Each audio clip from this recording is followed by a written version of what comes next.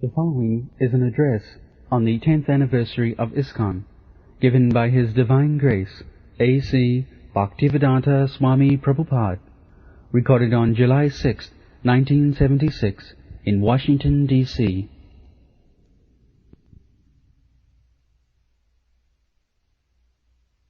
श्री चैतन्य मनोभीष्टम स्थापितम जैन भूतले सो अयं रूप पदा मह्यम ददाति पदांतिकम.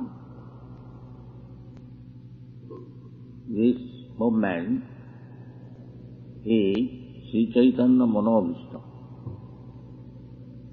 Sri Chaitanya Mahaprabhu, he appeared on this earth 500 years ago in Bengal, Navadvip, to spread this Krishna consciousness.